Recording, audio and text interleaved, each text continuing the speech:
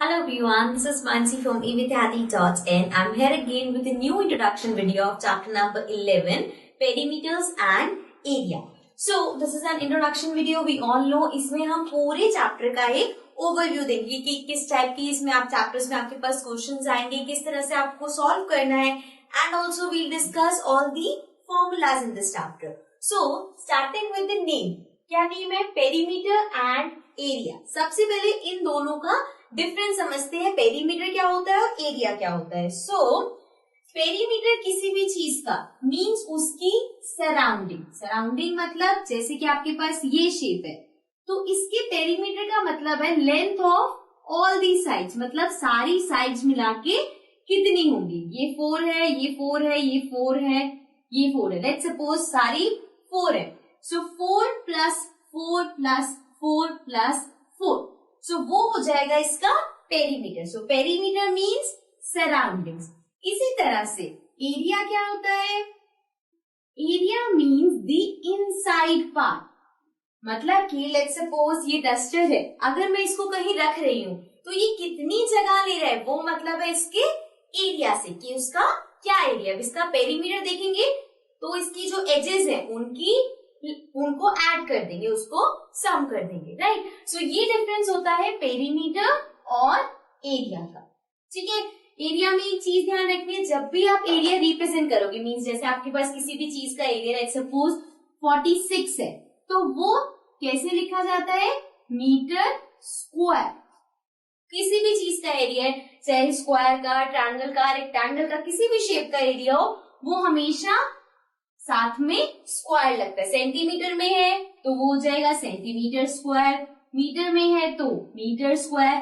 किसी भी उसमें डायमेंशन में साथ में स्क्वायर लग जाता है. लेकिन पेरीमीटर के साथ ऐसा नहीं होता. जो भी होगा इसमें वो एज इट इज रहेगा. जैसे अगर ये मीटर है तो ये मीटर ही रहेगा. ओके. सो ये इसका नहीं है, ये सिर्फ एग्जाम्पल दिया मैंने. Okay.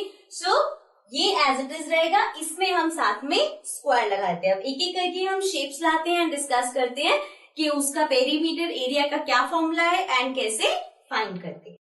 Now coming to our first figure which is a square. Now we all know square is a shape जिसमें आपकी चारों साइड्स इक्वल होती है. राइट. अब इसका पेरीमीटर क्या होता है? So a perimeter of square is, अभी हमने डिस्कस किया किसी भी चीज का पेरीमीटर मतलब कि उसकी जो सराउंडिंग्स है या एजेस हैं उनका सम. तो इसकी जितनी भी साइड्स है सबका सम. सिंस ये स्क्वायर है तो सारी साइड्स इक्वल होंगी. तो 4 साइड्स होती हैं तो 4 को मल्टीप्लाई कर दो साइड से. साइड से मतलब कोई भी एक साइड ले लो. अगर एक मान लो 4 है तो सारी 4 हो जाएंगी, है कि नहीं. तो 4 into 4 16. अब जैसे 4 into 4 16 होता है, वैसे ही 4 को अगर आप 4 बार प्लस करोगे तब भी आपके पास 16 आएगा. इसलिए पेरीमीटर ऑफ स्क्वायर का फॉर्मूला हो गया 4 into साइड. मतलब अगर आपके पास एक साइड भी गिवन है तो उसको 4 से मल्टीप्लाई करोगे तो पेरीमीटर आ जाएगा. नाउ एरिया की बात करते हैं. एरिया क्या होता है? इसके अंदर का reason. So that is area. Now area of square is side into side, या फिर इसको हम ऐसे भी लिखते हैं साइड स्क्वायर, मतलब साइड का डबल. सो अगर ये 4 है मींस अगर साइड 4 है सो 4 into 4 कर देंगे. अभी हमने 4 ऐसा एग्जांपल ले लिया कि सब में वो 16 आ रहे हैं, बट अगर कुछ और भी होती है, लेट्स सपोज 6 है सो 6 into 6 विच विल बी 36. सो जो भी साइड है, एक साइड गिवन है उसका डबल कर देना mean side into side. So perimeter of square is 4 into side. Area of square is side into side. Okay. So this was about square. Now let's come to the next figure. Now the next figure is a rectangle. अब rectangle क्या होता है? Rectangle में opposite sides equal होती है means length की equal होती है और ब्रेथ की इक्वल होती है. लेंथ होती है दिस वन, ये होती है हमारी length and this is the breadth. Right. Rectangle आपका इस तरह से भी हो सकता है. ऐसा नहीं है कि हमेशा लेंथ ही बड़ी होती है. सो यहाँ पे this is the length and this is the breadth. ठीक है. अब रेक्टेंगल का पेरीमीटर क्या होता है? So perimeter of rectangle is, rectangle की ऑपोजिट साइड्स इक्वल है। चीज फंडा वही है कि सारी साइड्स का सम होना चाहिए, मतलब 2 बार लेंथ हो गई 2 बार ब्रेथ हो गई, क्योंकि वो सेम है। सो 2l प्लस b, इन्होंने क्या किया, लेंथ और ब्रेथ को प्लस करके डबल कर दिया, लेंथ और ब्रेथ को प्लस किया और उसको डबल कर दिया, क्योंकि वो 2 बार आएगा, लेंथ भी 2 बार सेम, ब्रेथ भी 2 बार सेम। सो पेरीमीटर हो गया 2l प्लस b। ओके, अब बात करते हैं एरिया। एरिया क्या होगा?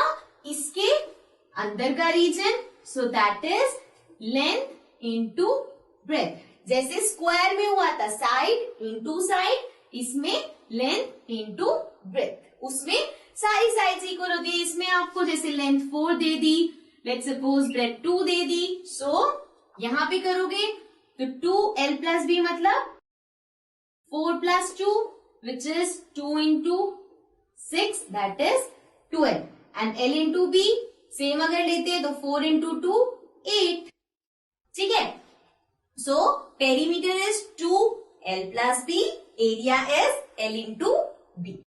ठीक है, so this was about rectangle. Let's come to the next figure. Now our next figure is a parallelogram. A parallelogram क्या होता है? It is a figure like this. So basically इसमें जो ऑपोजिट साइड्स होती है वो पैरेलल होती है। ठीक है, सो इसमें आपके पास आता है एरिया फाइंड करने के लिए। So area of parallelogram is base into height. B stands for base and H is for height, right? अब देखो बेस क्या होता है। लेट्स सपोज इस पैरेललोग्राम में आप इसको बेस ले रहे हो, सो ये हमारा बेस है। अब हाइट क्या होगी? ये जो स्लैंटिंग लाइंस है ये हाइट नहीं होती। ये जो आपने बेस लिया है उसका जो ऑपोजिट वर्टेक्स है, यहां से एक स्ट्रेट लाइन जाती है which is perpendicular and this is the height. ये जो स्लैंटिंग लाइन है ये कभी भी हाइट नहीं होती, this is the height. Okay, so formula is base multiply by height. Okay, so this is the area of parallelogram. Now let's come to the next figure. Now our next figure is a triangle. So अगर आपके पास एक triangle है, let's suppose it is like this, so this is a triangle, right? अब अगर आपको इसका area निकालना है, ऑल्सो हम यहाँ पे बार बार एरिया डिस्कस कर रहे हैं बिकॉज इनके अगर आपको पेरीमीटर निकालने हैं, जैसे कि ये ट्रायंगल है, इसका पेरीमीटर निकालना है तो इसकी सारी साइड्स को आप ऐड कर दोगे। There is no certain formula for this. आप इनकी साइड्स को ऐड कर दोगे तो उसका पेरीमीटर आ जाएगा। बट एरिया के लिए फॉर्मूला होता है which is half base into height. जैसे पैरेललोग्राम का था बेस इंटू हाइट, उसका हाफ हो जाएगा ये। व्हाई? बिकॉज अगर हम एक पैरेललोग्राम बनाते हैं लाइक दिस एंड अगर मैं इसे डायगोनल से कट करूं तो ये यहाँ पे 2 ट्रायंगल्स फॉर्म होते हैं, राइट?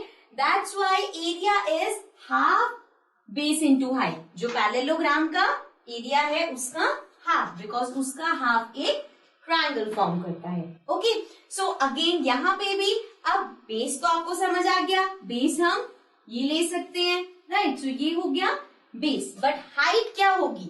अगेन हाइट में आप ये साइड्स नहीं लोगे, इस पॉइंट से अगेन स्ट्रेट लाइन जाएगी which is a perpendicular, so this is the height for the triangle. So ये बेस हो गया, ये हाइट हो गई, so half base into height, ये हो गया area of triangle. Okay, so now let's come to the next figure. Now our next figure is a circle. So we all know this is a circle. अब इस circle में कुछ names होते हैं, जैसे कि we all know this is the center of circle.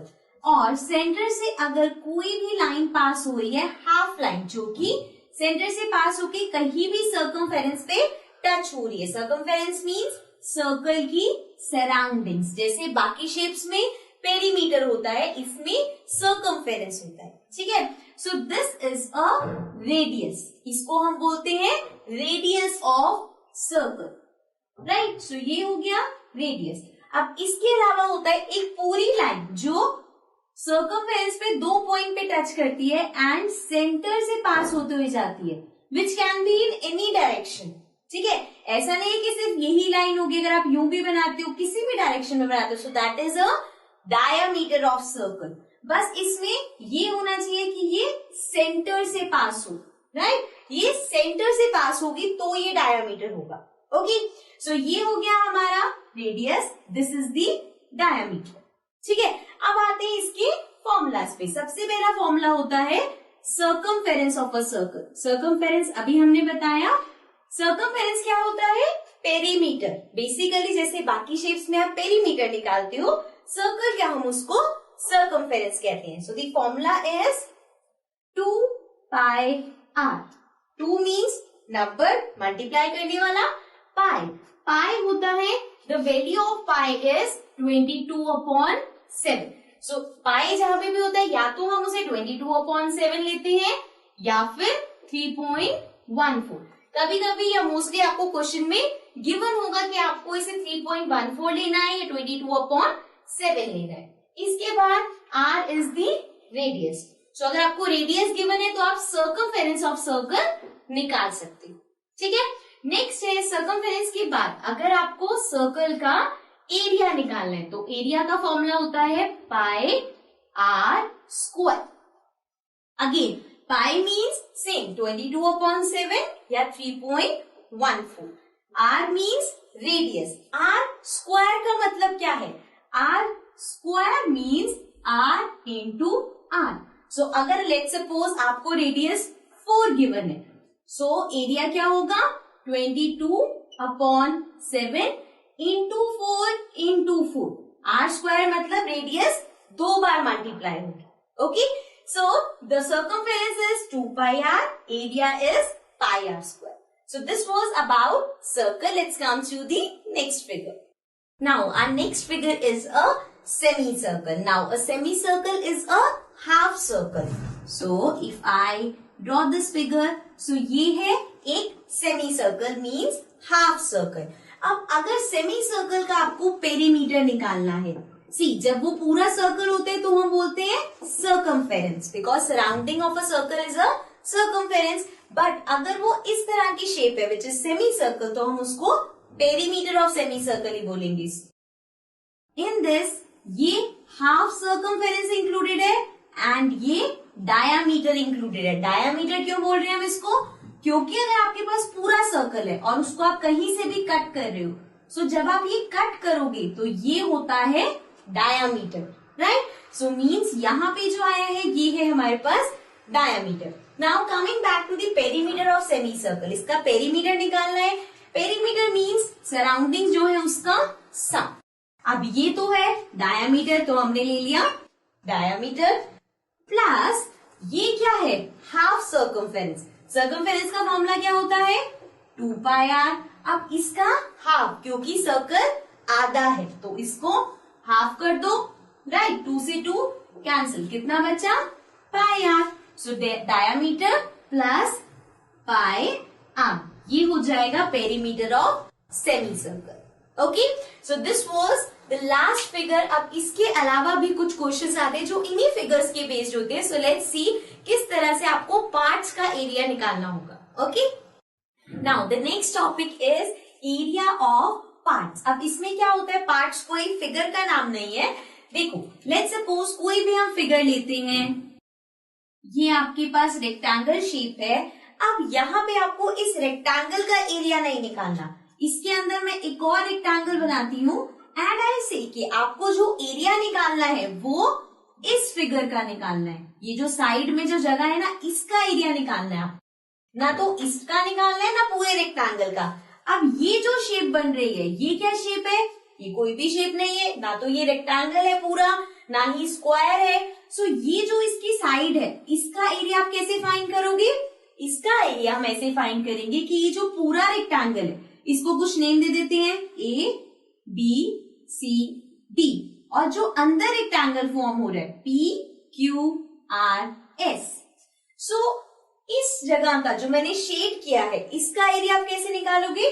पूरे का एरिया निकाल के area of ABCD minus area of PQR. PQRS, right? मतलब कि अगर आपने इस पूरे का निकाल लिया, दोबारा से यहाँ फिगर बनाते हैं, इस पूरे का एरिया आपके पास आ गया, इस पूरे में ये जितनी अंदर की जगह है सब आ गई, इसमें से इतनी जगह का एरिया मैंने माइनस कर दिया।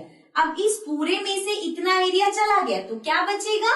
इस जगह का एरिया बचेगा, राइट? और वही हमें फाइंड करना था। सो क्वेश्चंस इस तरह से भी आ सकते कि डायरेक्ट उन्होंने रेक्टेंगल नहीं दिया, ये साइड का एरिया पूछ रहे हैं, तो आपको ये सोचना पड़ेगा कि हम यहां तक कैसे पहुंचेंगे, ठीक है? इसी तरह से एक और चीज हो सकती है, लेट्स सपोज आपको एक सर्कल दे दिया जाए एंड इसमें हमने कुछ शेप बना देते हैं लाइक दिस, ठीक है? और ये जो बाकी रीजन है इन शेप से हटकर ये सारा रीजन हमने कर दिया शेप, और आपको बोल दिया कि एरिया निकालो शेडेड रीजन का।